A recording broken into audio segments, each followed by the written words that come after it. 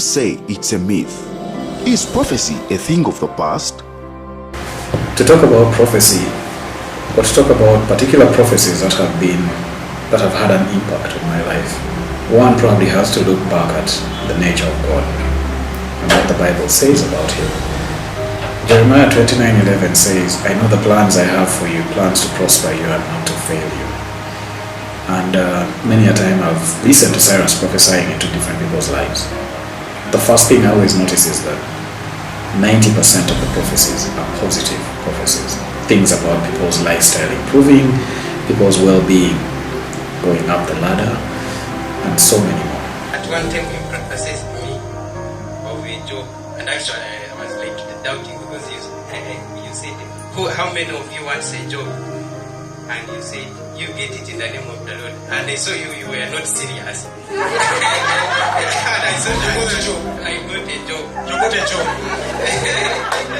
I remember I was really experiencing some hardships in my first year, both financially and also academic-wise. And I really got to him, I talked to him, and I was telling him, you know what, I'm going through this and this and this, some challenges. So he prayed for me and then gave me some prophecies about my tuition. He specified figures that my auntie in UK would give me, and that really happened. She gave me the 500,000 like he had said. And then about my academics, he also said God is going to give me knowledge, wisdom and understanding, and I'm going to really improve. And I really improved. He told me that I'm going to finish 4 years. Like, I'm going to be on normal progress at campus, which has really come to pass. I don't have any retakes so far, and this is my final year. I'm still on normal progress. Yeah. About academic improvement, yeah, I've never declined since. Cyrus actually highlighted a couple of things that were set to pass or set to happen within my life. I expected that the outcome would occur in about a month's time, but it took slightly longer than that. The interesting thing is that when it came to pass, it came to pass with such impressive precision, to the point that I would never have expected the outcome. One of the key things that was key within the prophecy was a significant improvement in my own personal well-being financially, that is. And much as I hadn't expected it to such an extent, when it did come to pass, I was pleasantly impressed with what happened. I have received quite a number of prophecies from him. In fact, I must say that God has used him in that office mightily. But I'll just speak on the very first encounter I had with him, which was around 2010, as I said earlier. And that time, he came to my office then at Warri Telecom, and we just had a small chat. From then, he introduced himself that he's a prophet of God, and we interacted. And that day, God used him to deliver a prophecy, a series of prophecies, I would say, that defined my year 2011 as a whole.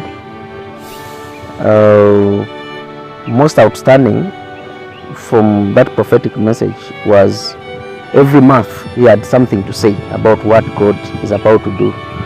And I should say specifically, he talked about my marriage life and encounter. And I want to say that indeed, like he described in that prophecy, it came to pass in the exact detail. He gave a word of knowledge. In this word of knowledge, he was talking about a person who was on medication of cancer. Now, this was the narration. He told the congregation that in our midst there is a person who is under treatment of cancer. You are actually completing your medication tomorrow. And he continues to narrate and says that actually you are meant to go for an operation. And he goes ahead to say that stop the medication, and in 8 days God is going to heal you. I'm telling you, this was so controversial, very controversial. Stopping medication and on something to do with cancer. Now, after 8 days, to my amazement, the girl that was being talked about was one of the committee members. Now, after 8 days, with many teachers rising against this kind of prophesying, after 8 days, this girl goes for a checkup and she was cancer free. Yet she was meant, it was a Sunday, she was meant to go for an operation the next day on Monday. So she stopped medication, and after 8 days, as the Lord had spoken, she checks again and she was totally cancer free. It was very, very amazing.